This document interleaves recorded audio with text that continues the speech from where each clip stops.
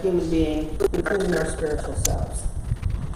So we've spent time in our lives, I'm sure, before we awaken to some of these truths, trying to control the uncontrollable, I know, and all this is probably true in my life for sure, try to lord over people, try to master circumstances, try to feebly manipulate the universe in some way so that we would just push harder to do more, and we would try to focus on results rather than relationships, and that we would force without trying to just go with the flow. So, we've lived these lives before we realized principles 1, 2, 3, 4, and now principle 5. And in our awakened journey, though, I think that, I know it was true for me, I started just allowing a little more space to be open to this adventure of spiritual living. And just allowing it to start creeping into all aspects of my life. And I think that that is where I was getting to this unity principle number 5. That we would understand that our outrageous thoughts and our uncontrolled emotions could come into alignment with truth. That somehow the God that we imagine to be was within us, and we can live from that place. And we can be centered and create a life that was conscious and connected to this energy of the universe, and we can start seeing the holy in each person. And that's what, to me, principle 5 is all about. That we're not isolated trying to survive in this world, and we know, like this next book that we'll go through, the universe does have our back. And we live from that place, that highest aim of our spiritual path, then to me it becomes a place of surrender. And I know that from my religious background in the past, that word really, really bothered me. Because to surrender was to give up everything that I was to something that I was not and something that I did not want. But what I'd like to do is have you reframe that word, surrender, to this idea that to surrender isn't defeat and it's not a place of weakness. It is more of a powerful spiritual action that we can take, because it is indeed allowing our highest and best self to come through, allowing the freedom of entering into all the possibilities there are in life. And when we can give ourselves to that, when we can give ourselves to that unity principle number 1, the power and the presence, unity principle number 2, that I am quality, and all of those qualities that we've talked about with our co-creator aspect of our life, and prayer and meditation, and we can give ourselves to those things, surrendering and allowing them to come forth, then anything that we experience in life is us in partnership with that allowing and in that flow. And we release anything, and we're paying attention and aware of those areas in our life that are not in alignment. And like we've talked about, some of that just comes in our own intuition and our own emotion, where we realize, I'm out of alignment here. I'm not feeling good about this. This is a place where I'm feeling a little bit of a rub, and I'm out of sorts. I'm having a disturbance in the force, if you would, and I need to get back on that spiritual path and back in that place of allowing and surrendering to these principles, surrendering to that power and presence and who I am in the midst of that. So this then becomes our spiritual path of learning to let go of what's not serving us, releasing what's not our highest and best, and then the destiny of our soul moves forward with that intention, with our will in alignment with God's will, and our character in alignment with the characteristics that we know we attribute to this power and this presence. And with all of that, unity principle number 5 also has us look outward to the world and has us look to each other and look to so many places where we can indeed live our truth. We open up to that source within, and we move into that expression of that source with love and compassion and respect for so many that are on this planet. And we look for that opportunity where we can be ministers, where we can be of service, where we can be that giving principle that's there. We've talked about these aspects before, where this is where we live our truth, where in the midst of the chaos of a situation, we're the peace. In the midst of the confusion or the negative talk, we are the ones who stand up. And we share this. Many times we're shy. We in unity especially, and I point the finger at myself as well, that we aren't that willing to get into a camp of trying to share these truths with others. I don't know why it is, if we think, well, it's too far out, it's too weird, you know. But if you look at the world around, you can't escape these principles. These principles have come into their own. Everywhere you turn, you're seeing elementary schools that are offering meditation for students. You're looking at information. Even if you watch the Democratic debates, both nights, people were using and saying unity principles. Not even just Marianne Williamson on the end, but others. You know, it was like, what did he just say? What did she just say? And it's like, we're like going, wow, I wonder if they've studied, and probably they have. So many. You're hearing it in and around. And it's there. So we need to be bold in sharing this. You know, if we have come indeed from a place where we were not woke, and now we are, we were blind and now we see these truths, then we can boldly share those with others and be that source for someone else to find that they too can have a life that is integrated with spirituality. So there you have principle number 5. Knowing and understanding these laws, these other principles, these what we're calling truths, just knowing them in your head is not enough. Principle number 5 says you have to live the truth you know. And that's the other warning I have with kind of unity folk, is we like a good intellectual pursuit. We like to study. We like another seminar. We like another book.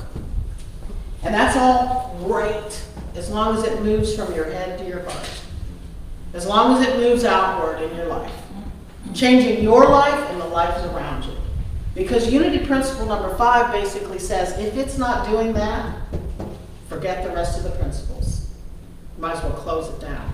Because if it doesn't impact who you are and who you are as that, we sing the songs, as the face of God, you know, if we don't come across that way in this world, you know, with our friends and our family and the world at large, then unity principle number 5 says, what good is it?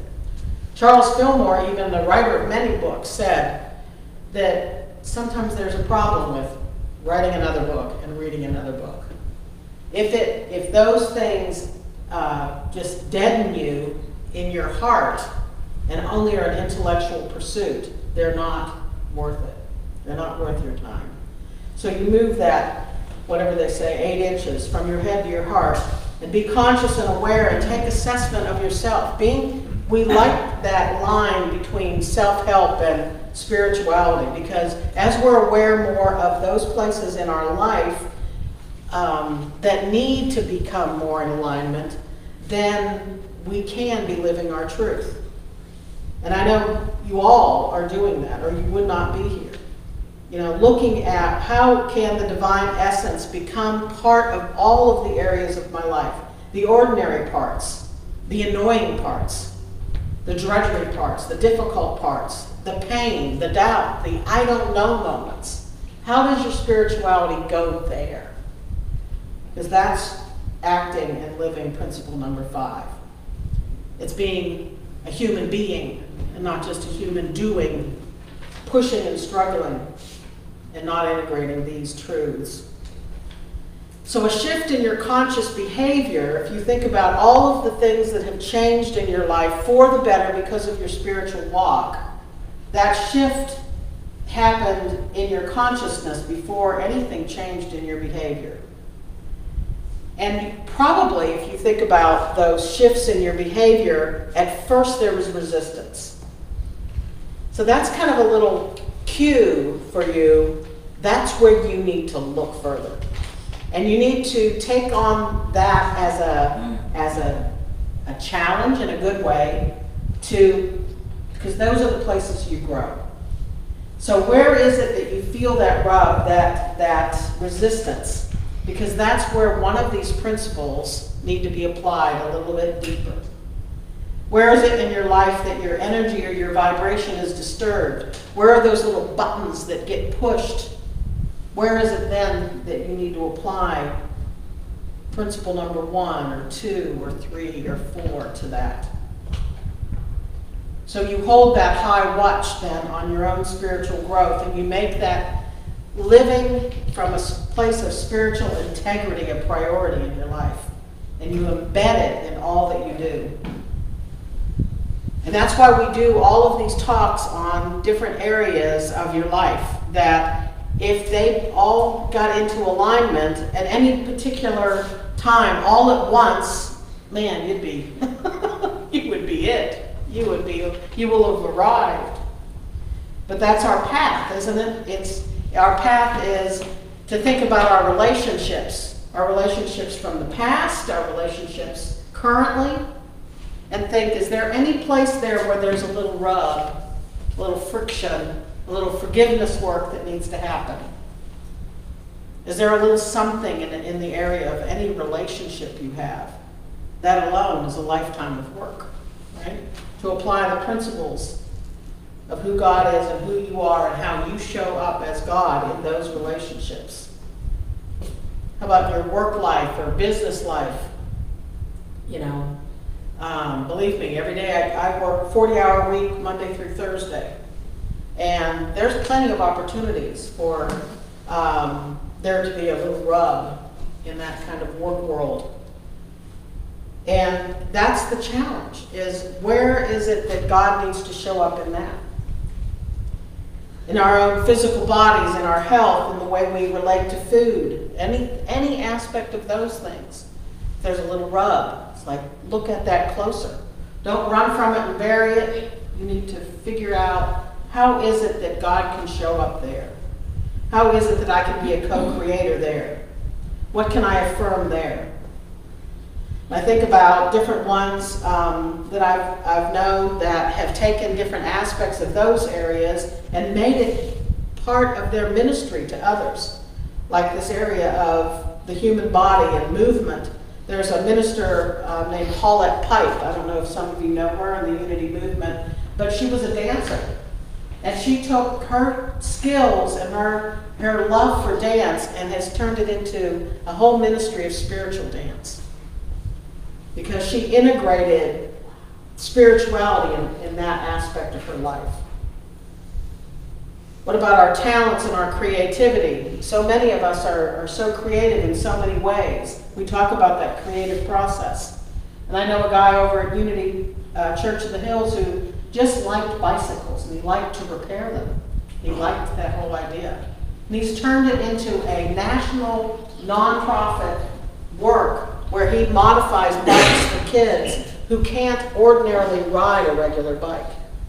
If they're even blind, he makes it a 2-seater bike so someone else could ride the bike for the kid that can't see, so he could feel that experience. Or whatever aspect of their life is impaired to ride a regular bike, he modifies the bike for them. He makes it so it's hand pedaled if they can't do anything with their legs. And he's taken that whole concept of giving of himself and his talent to that degree that he has this whole, just thousands and thousands of dollars of budget every year, people donating money so that more and more of these bikes can be modified for kids. So when we give our talents and our creativity to this spiritual world, just beautiful things will happen. We give of our time, our volunteering. We give back to others in our communities. And I think of Mobile Loaves and Fishes downtown Austin that started out just trying to feed some homeless people.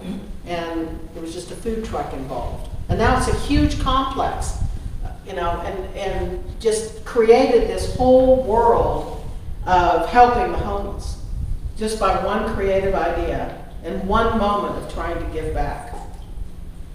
So we integrate spirituality in all these aspects of our life. And we look, is there any place there that I have some resistance, I have some place that needs to get more in alignment with flow? Spirituality has to do with our pocketbooks. We don't like to talk about that. But it's true that our money, our generous giving, our giving to this church where you're fed matters. Because if you have any resistance around it, even right now, if you're going, oh my God, she's talking about money, there's a place you need to look at and see what is it that God wants you to do. To write a check, you're revealing the divine because you're taking actions on the principles. That this is an abundant universe. There's plenty. And that you're not coming from a place of lack. You're coming from that place of abundance. And you fully support what it is you are receiving from a place where you're fed. And that involves writing a check. So how is it that God is showing up in your life? And what areas in your life do you need God to show up more in? Because at those places where you have that resistance, you have to just be open to surrender to your highest good in those areas. And that is being willing to have this life become that magnificent journey of spirituality integrating into all of who you are. And it comes bit by bit. It's progressive. You could probably point to those places where it's like, before I understood these principles, this is how I was. I know that's the case in my life for sure. Some of you wouldn't even begin to recognize who I was 20 years ago. There's someone in the room that knows. But, to me being at that point, before I awakened to these principles, where the joke was, no, you have to go to school because you're the principal. That's what was basically being said to me, because I was so full of anxiety. I didn't want to leave the house. I certainly didn't want to go and face a job that at that point was such a struggle to me to maintain, even though it's everything that I pushed to try to create in my life. And full of so much anxiety, I couldn't even go to a cafeteria because it was too much pressure for the lady to say, would you like mashed potatoes or rice? It freaked me out and I had to leave. And these principles changed that. And she could tell you it's the truth, because these principles do matter. And many of you could tell those same kinds of stories, for sure. I had someone at one time in my life tell me that I would fight my way out of a wet paper. I couldn't fight my way out of a wet paper bag, but that's all I was trying to do every day of my life. And that's how I felt. I felt such of a need to just be so much of somebody that would just be on the attack first. Because if I wasn't on the attack, someone was going to get me. And that's how I lived my life. At the same time, being so full of anxiety. It was a great place to be. But these principles of who God is and who I am in that change those things. So if there's a place in your life where you could point to and you could say, now I am different, then you are living this truth. And if you're willing to look at other areas of your life and just allow that grace of God to work with you in that flow, then there will be those changes as well. Because everyone just wants to be at peace and to be happy. And aligning yourself with these principles and just allowing them to be in your life just totally can make them real for you. And this principle number 5 will be in fruition for your life. Because your life is a magnificent journey. You live the truth knowing that God is allness and oneness, and you are the light of the world. You allow your light to illuminate the darkness in this world, to your friends, to your families. You are the minister. You are the angel. You are the guru. You are the light for those around you. You are mighty and magnificent. You are the spiritual image and likeness of God. You are part and parcel with that one power and that one presence, undeniably. And you can then think with a higher vision and a greater intentionality because of it. You are a spiritual being, and your life is unfolding in a way that is more magnificent than you ever could have even begun to imagine. You are not a victim. Nothing outside of you will ever determine your destiny. Your thoughts are units of energy that go out into the ethers of the universe and can establish your intention here on earth. You can bring all things good to yourself. You are a magnet. Your life is for you to live, happy and abundant and fulfilled in all areas of your life. The power and the presence of God unfold every day as you, in, through, around you. You are just that vortex of love and giving, and day by day, you believe more of what you don't see yet and less of what you do see. And what you don't see in your life, you will eventually see, because any illusion to the contrary will fade from your experience. And I believe that. I believe that the life that I have created over the last 20, 25 years, when I've been on this path of spirituality, the life I have created and I look up and I see today is because I have envisioned it. And you have seen the benefits as well. You are full of the grace and heart of God. You are in the place where God shows up. So the question is, every moment, who did you come here to be? In this moment and the next moment, in your job and in your family, and at your bank. Who did you come here to be? The bottom line, I believe, is that you came here to be all of what these principles that we've talked about have revealed to you. You are the unique, unrepeatable expression of God. That's who you came here to be. And that's the truth you live.